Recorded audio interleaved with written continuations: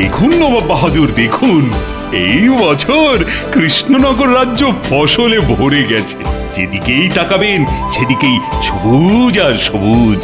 ভেবেছিলাম এইবারও তুমি খাজনা দিতে দেরি করবে কৃষ্ণচন্দ্র, কিন্তু এখানে এসে নিজের চোখে যা দেখলাম তারপর আর মনে হয় না তুমি এইবার খাজনা দিতে দেরি করবে। নবাব বাহাদুর ভেবেছিলেন খাজনা দিতে দেরি হলে আমার রাজ্যটা আমার থেকে টুক করে কেড়ে নেবেন। ওটি তো আর হচ্ছে না নবাব বাহাদুর। জাহাপানা, আপনি যা ভেবেছিলেন সেটা আর হবে না মনে হচ্ছে। নবাব বাহাদুর কি ভেবেছিলেন? তা জেনে তুমি কি করবে শুনি? না মানে এমনি জিজ্ঞাসা করছিলাম, রাগ করছেন কেন?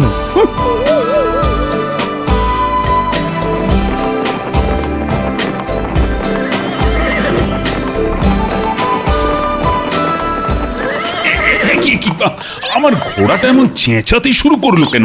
দাঁড়ান মহারাজ, আমি দেখছি।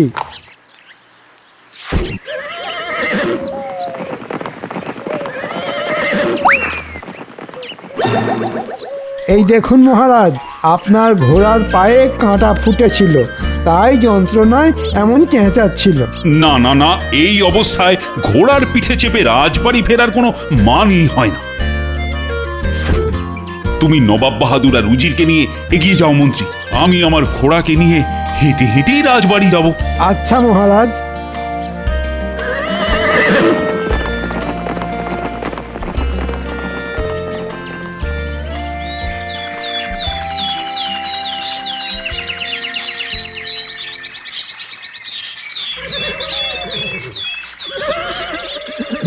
কি বুঝলে রাজবৈদ্য?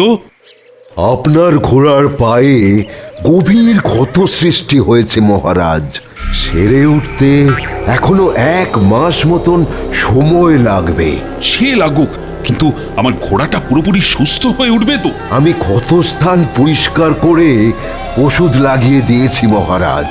আশা করছি 1 মাস পর ঘোড়াটা আবার সেই আগের মতন ছুটতে পারবে। এই ঘোড়াটা আমার বড় পছন্দের ঘোড়া রাজবৈদ্য। ঘোড়াটা যেমন ছোটে তেমনই তার উপস্থিত বুদ্ধি। এই ঘোড়ার পিঠে চেপে আমি যে অনেক যুদ্ধে জয়লাভ করছি। সেই এই ঘোড়াটা বাদে আস্তাবলের সব ঘোড়াই বেকার, সব কটা খালি খায় আর ঘুমোয়। দৌড়ানোর বেলায় কচ্ছপের থেকেও ধীরে চলে, পুরো গোপালের মতন। হ্যাঁ, এই ঘোড়াটা বাদে আস্তাবলের সব ঘোড়াই বেকার। বাহ, বাবা বাবা বাবা বাবা, তাই নবাব বাহাদুরকে গিয়ে এই খবরটা দিয়ে আসি।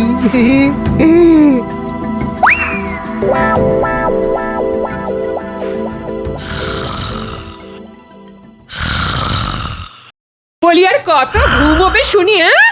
আজ বুঝি তোমার রাজসভায় যাওয়া নেই? আছে গিন্নি, আছে। মহারাজ যেদিন রেগে গিয়ে তোমাকে রাজসভা থেকে বার করে দেবেন সেদিন বুঝবে। বলি তখন সংসার চলবে কি করে শুনি? কেন কেন কেন মহারাজ আমাকে রাজসভা থেকে বার করে দেবেন কেন শুনি? আজ পর্যন্ত তো তোমাকে একদিনও রাজসভায় সময় মতন যেতে দেখলাম না। তুমি রোজ দেরি করে রাজসভায় যাও। এই ব্যাপার, গোপাল ভাঁড়কে চটালে তার পরিণাম ভালো হবে না, এ স্বয়ং আমাদের মহারাজ জানেন, বুঝলে গিন্নি। তাই আমি যত দেরি করেই রাজসভায় যাই না কেন, মহারাজ আমাকে তাড়িয়ে দেবেন না। গাটা কেমন ম্যাচ ম্যাচ করছে। এই শোনো, আমাকে তুমি মহারাজ পাওনি যে আমি তোমাকে ছেড়ে দেব। এক্ষুনি উঠে থলে হাতে বাজারে যাও, না হলে কিন্তু। ওরে বাবারে, যাচ্ছি যাচ্ছি যাচ্ছি গিন্নি।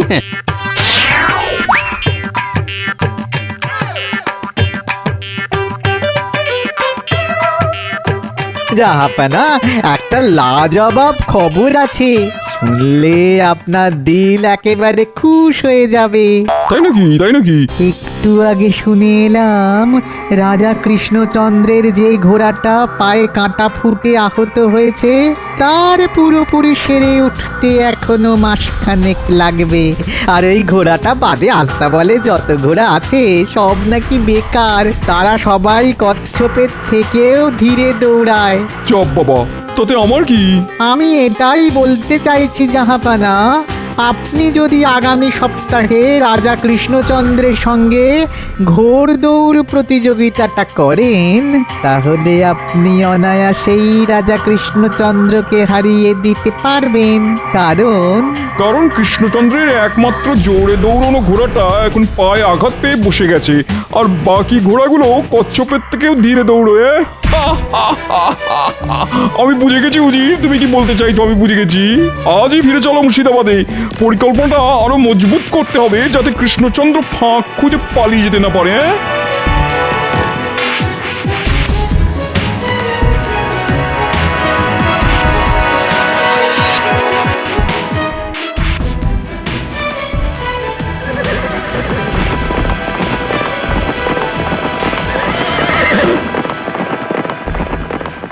নবাব বাহাদুর এলেন আবার এর মধ্যে চলেও গেলেন।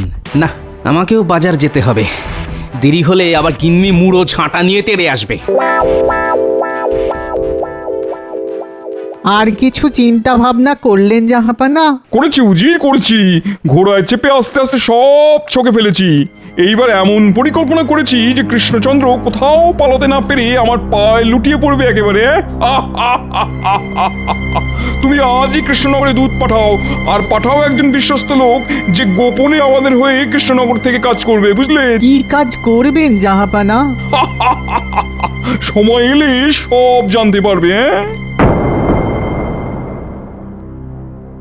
সভাকবি, অনেকদিন তোমার কবিতা শোনা হয় না, তাহা নতুন কিছু লিখলে শোনাও শুনি।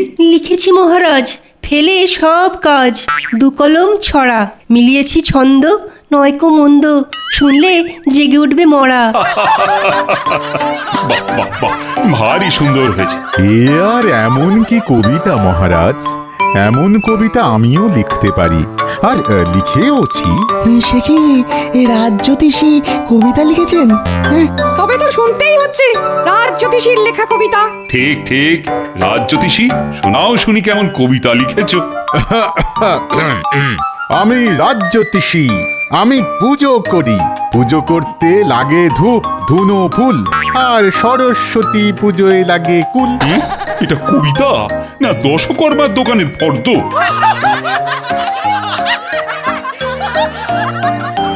মহারাজ, একটা জিনিস লক্ষ্য করে দেখেছেন? গোপাল গতকালে রাজসভায়ও ডুব মেরেছে, আর আজ এখনো পর্যন্ত গোপাল কিন্তু রাজসভায় এসে পৌঁছালো না। ঠিক ঠিক, আমি এসে গেছি। গোপাল, তুমি আজও দেরি করে এলে। আর বলবেন না মহারাজ, রোজ সময় মতন বাড়ি থেকে বেরিয়েও আমি সময় মতন রাজসভায় ঢুকতে পারি না মহারাজ। কেন গোপাল? রাস্তা রাস্তা, দিন দিন আমার বাড়ি থেকে রাজসভায় আসার রাস্তাটা বেড়েই চলেছে, বেড়েই চলেছে, বেড়েই চলেছে। রাস্তা কি করে বাড়তে পারে শুনি? তুমি দিন দিন অলস হয়ে যাচ্ছ, তোমার নড়তে চড়তে সময় লাগে, তাই তোমার মনে হচ্ছে রাস্তাটা বেড়ে যাচ্ছে। ঠিক ঠিক, মন্ত্রী একদম ঠিক বলেছে। এত অলস হয়ে যেও না তো গোপাল, আমাকে দেখো আমি কেমন চনমনে। দুঃখিত মহারাজ, ক্ষমা করবেন, গোপাল আপনার মতন চনমনে হতে পারবে না। গোপাল ভাঁড় অলসই ভালো, আর আমি যতই অলস হই না কেন আমার বুদ্ধি কিন্তু এখানে উপস্থিত সবার বুদ্ধির চেয়ে অনেক অনেক চনমনে। আমার বুদ্ধি একেবারে বিদ্যুতের বেগে দৌড়োয়। মহারাজের জয় হোক। নবাব বাহাদুর আপনার জন্য এই চিঠিটা পাঠিয়েছেন। হ্যাঁ, নবাব বাহাদুরের চিঠি? মন্ত্রী, পড়ে শোনাও শুনি।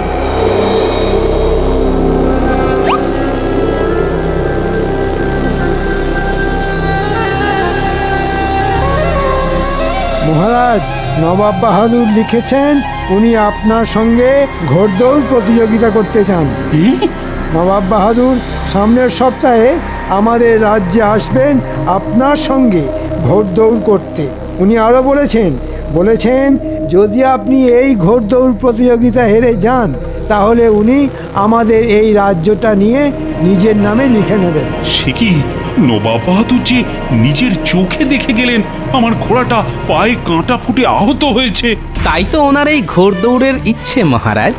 এটাও বুঝলেন না, উনি সঠিক সময়ে সঠিক চাল চেলেছেন।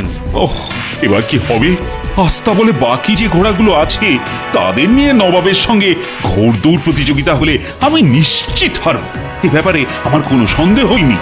হাতে এখনো 7 দিন সময় আছে মহারাজ, আপনি আমাকে কিছু মোহর দিন, আমি আস্তাবলের বাকি ঘোড়াদের জোরে দৌড়ানোর তালিম দেওয়ার ব্যবস্থা করছি। বাহ বাহ বাহ, একটা ভালো বুদ্ধি দিয়েছো তুমি মন্ত্রী। কত কত মোহর চাই বলো? 100 মোহর মতন দিলেই হবে মহারাজ। এই না, যত তাড়াতাড়ি সম্ভব ঘোড়াদের তালিম দেওয়ার কাজ শুরু করে দাও মন্ত্রী। আরে হাতে সময় যে বড় কম।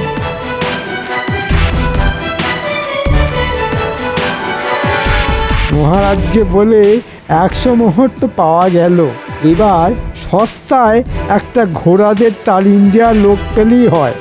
তাকে কিছু মোহর দিয়ে বাকিটা টুক করে ট্যাঁকে গুঁজে নেব। নমস্কার মন্ত্রী মশাই। কে তুমি? আমি গরিব মানুষ মন্ত্রী মশাই, ঘোড়াদের তালিম দিয়ে পেট চালাই। যদি আপনার কোনো কাজে লাগতে পারি তাহলে দয়া করে বলবেন। কি বললে? তুমি কি করো? আঙ্কে ঘোড়াদের তালিম দিই, আর ওই বাচ্চা থেকে ধাড়ি সব ঘোড়াদের একেবারে বাঘের বাচ্চা বানিয়ে দেব। যেমন ছুটবে তেমন যুদ্ধ লড়তে পারবে। ব্যাস ব্যাস ব্যাস, এই ধরো তোমার পারিশ্রমিক। কাল থেকে রাজবাড়ি চলে এসো, মহারাজের ঘোড়াগুলোকে আচ্ছা করে তালিম দিতে হবে। ধন্যবাদ মন্ত্রী মশাই, কিন্তু মাত্র 1 মোহর। এর বেশি দিতে পারবো না, তাতে কাজ করতে হলে করো, না হলে না না না, রাজি রাজি, আমি রাজি। কাল সকাল সকাল আমি রাজবাড়ি পৌঁছে যাব। বাহ, এই যে মেঘ না চাইতেই জল। আমি খোঁজার আগেই ঘোড়াদের তালিম দেওয়ার লোক আমাকে খুঁজে বার করে ফেললো। মাত্র 1 মোহরেই কাজ মিটে গেল। এবার বাকিটা ঢুকবে আমার ট্যাঁকে।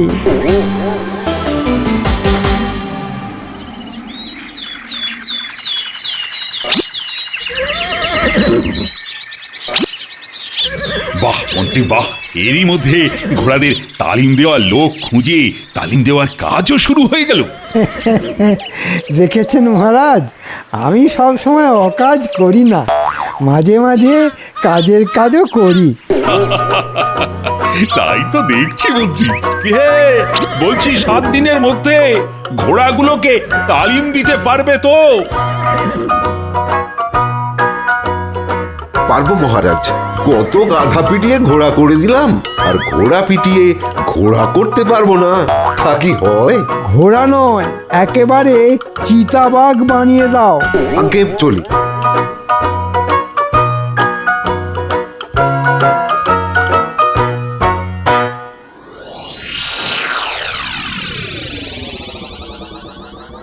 একটা ভালো খবর আছে জাহাপানা আপনার জন্যে। কি খবর রুজির? আমাদের লোক ছদ্মবেশে কৃষ্ণনগরের রাজবাড়িতে গিয়ে উঠেছে রাজা কৃষ্ণচন্দ্রের ঘোড়াদের তালিম দেওয়ার জন্যে। সাবাস, এবার সময় বুঝে বাকি কাজটাও তাকে সেরে ফেলতে বলো। আর 6 দিন পরে যে ঘোড়দৌড় প্রতিযোগিতা। বলছি জাহাপানা। কৃষ্ণচন্দ্র, এবার তুমি পালিয়ে কোথায় যাও শুধু আমি দেখবো।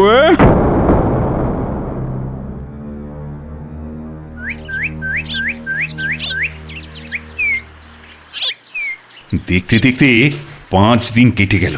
আগামীকাল নবাব বাহাদুর আসবেন আমার প্রাসাদে। তার আগে একবার দেখে আসি ঘোড়াদের তালিম দেওয়ার কাজ কত দূরে এগোলো।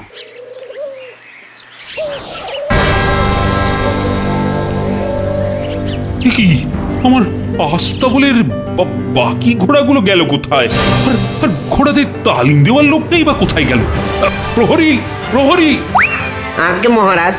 ঘোড়াদের তালিম দেওয়ার জন্য যে লোকটা এসেছিল তাকে কোথায় দেখেছো? আগে তিনি তো গতকাল মাঝরাতে আস্তাবলের সব ঘোড়াদের নিয়ে বেরিয়ে গেলেন। হ্যাঁ, বেরিয়ে গেলেন মানে? কোথায় গেলেন? আর তুমি তাকে যেতেও দিলে? আমি তাকে আটকে ছিলাম মহারাজ। উনি বলেন যে মহারাজের কাছ থেকে অনুমতি নিয়েই এই ঘোড়াগুলো নিয়ে মাঠে যাচ্ছেন তালিম দেওয়ার জন্য। মাঝরাতে তালিম? এই মন্ত্রী, তুমি তুমি কোথা থেকে ঘোড়াদের তালিম দেওয়ার জন্য ওই লোকটাকে ধরে নিয়ে এসেছিলে শুনি? আগে লোকটা আমার কাছে নিজেই এসেছিলেন মহারাজ। কেন মহারাজ, কি হয়েছে একটু খুলে বলবেন? আর কি হবে গোপাল, হওয়ার আর কিছু বাকি নেই। গতকাল রাতে আমার আস্তাবলে সব ঘোড়াদের নিয়ে ওই লোকটা পালিয়েছে। সে কি, পালিয়েছে? মন্ত্রী মশাই, এখনো সময় আছে, আমাকে সবটা খুলে বলুন, না হলে কিন্তু আমাদের রাজ্য ছাড়া হওয়ার হাত থেকে কেউ বাঁচাতে পারবে না। বলছি আমি রাস্তা দিয়ে হেঁটে হেঁটে যাচ্ছিলাম, লোকটা আমার কাছে এসে বলল,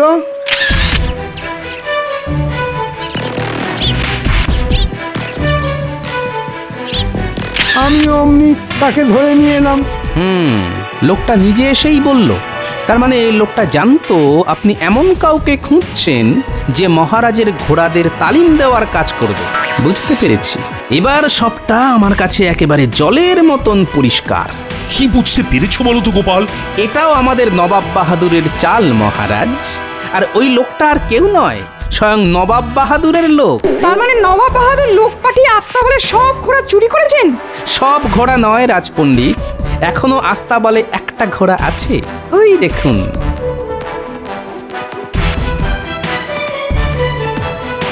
এবার কি হবে গোপাল? আগামীকালই যে নবাব বাহাদুর কৃষ্ণনগরে আসবেন, পরের দিন খুব সকালে ঘোড়দৌড় প্রতিযোগিতা শুরু হবে। আর আপনি ঘোড়দৌড় প্রতিযোগিতায় আপনার ওই ঘোড়ায় চেপেই জিতবেন মহারাজ। হ্যাঁ, ঘোড়ায় চেপে মহারাজ জিতবেন? তোমার কি মাথা খারাপ হলো গোপাল? মাথা আমার নয় মন্ত্রী মশাই, খারাপ আপনার হয়েছে। তাই মোহরের লোভে যাকে তাকে ধরে এনে রাজবাড়িতে ঢুকিয়ে দিয়েছিলেন। এবার বুঝলেন তো বেশি লোভ করলে কি হয়? গোপাল, এবার তুমি যেটা ভালো বোঝো সেটাই করো, যে করেই হোক এই রাজ্যটা বাঁচাও। এত সহজে যে আমি এই রাজ্যটা নবাব বাহাদুরের নামে হতে দেব না মহারাজ। আর এই যে মন্ত্রী, তুমি দিন দিন একটা লোভী শেয়াল হয়ে যাচ্ছ। দাঁড়াও, সব ভালো ভালো মিটতে দাও, তারপর দেখাচ্ছি মজা।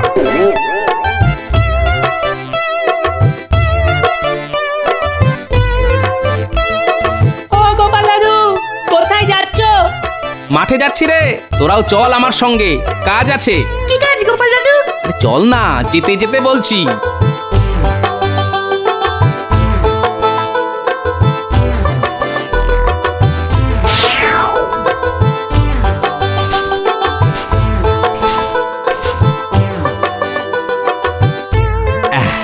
অনেক হয়েছে, এতে কাজ মিটে যাবে। এবার কি করতে হবে গোপাল দাদু? আজ আর কিচ্ছু করতে হবে না, বাকি কাজ কালকে হবে।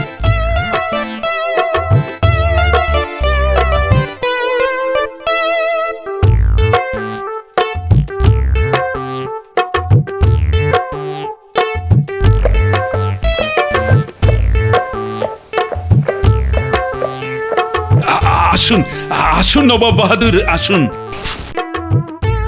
কি কৃষ্ণচন্দ্র, ঘোড়দৌড়ের জন্য তুমি তৈরি তো? তৈরি নবাব বাহাদুর, আপনারা বরং আজ রাতের জন্য আপনাদের ঘোড়াগুলো আমার আস্তাবলি রেখে দিন। চল চল।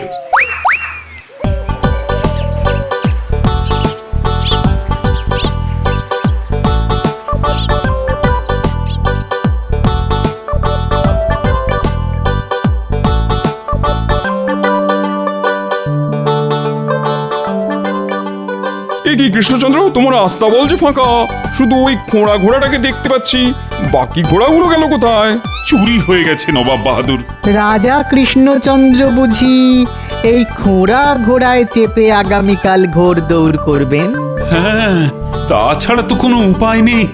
গোপাল নিশ্চয়ই কিছু না কিছু একটা ব্যবস্থা করবে।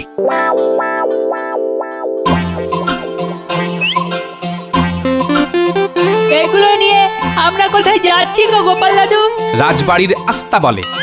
আমরা বুঝি এই ঘোড়াকে ঘাস খাওয়াতে যাচ্ছি? বল, ঘোড়া ডিঙিয়ে ঘাস খাওয়াতে যাচ্ছি।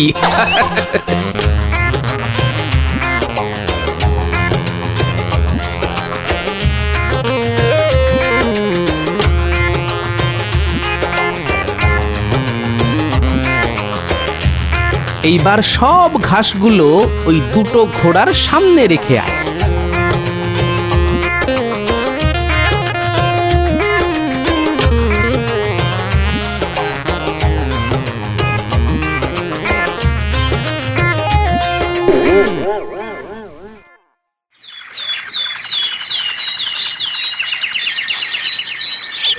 কৃষ্ণচন্দ্র তৈরি তো? হ্যাঁ, তৈরি তৈরি। আয় আয় আয় আয় আয় বলছি আয়। কি হলো উজির? দেখুন না জাহাপানা, আপনার ঘোড়াটা এত ঘাস আয় আয় আয় আয় আয় আয় এত ঘাস খেয়েছে না যে কিছুতেই নড়তে পারছে না। আয় আয় আয় আয় আয় আয় আয় আয় হ্যাঁ, আয় বলছি আয়। নড়তে যখন পারছে না তখন ছুটবে কি করে? বুঝেছি, এই সব গোপালের কাজ। নবাব বাহাদুর, এবার তাহলে ঘোড়দৌড় শুরু করা যাক।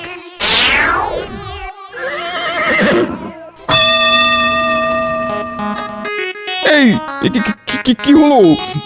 আরে ঘোড়াটা দাঁড়িয়ে রইলো কেন? চল চল, আরে এই উজির, আরে কিছু একটা করো। আরে কৃষ্ণচন্দ্র এগিয়ে গেল তো। আয় আয় আয় আয় আয় হুশ হুশ হুশ আয় যা যা যা যা যা যা যা যা আচ্ছা মুশকিল তো। এই এই চল চল।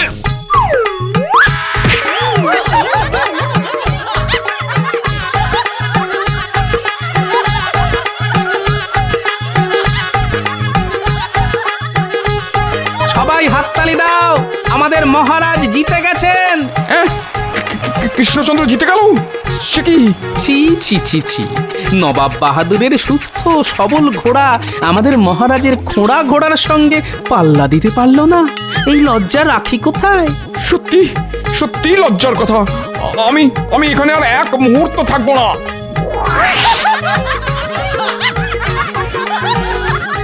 দাঁড়ান, আপনি যাচ্ছেন কোথায়? আমাকে ছেড়ে দাও গোপাল, আমাকে যেতে দাও গোপাল। দেব, তবে তার আগে আমাদের আস্তাবলের সব ঘোড়াগুলো কোথায় গেল সেটা তো বলে যান। আছে আছে আছে, তোমাদের আস্তাবলের ঘোড়াগুলো এই রাজ্যেই আছে, ওগুলো আবার তোমাদের কাছে ফিরিয়ে দেওয়া হবে। শুধু আমাকে যেতে দাও গোপাল। না গোপাল, উজিরকে ছেড়ো না। ঘোড়াগুলো ফিরিয়ে দেওয়ার পরই উজির মুক্তি পাবে। নবাব বাহাদুর বাঁচান। নবাব বাহাদুর, লজ্জার চোটে উনি এমন ছুট লাগিয়েছেন যে এতক্ষণে হয়তো মুর্শিদাবাদে পৌঁছে গেছেন। এবার আমিও পালাই। মহারাজ বলেছিলেন সব ভালোই ভালোই মিটে গেলে আমার খবর আছে।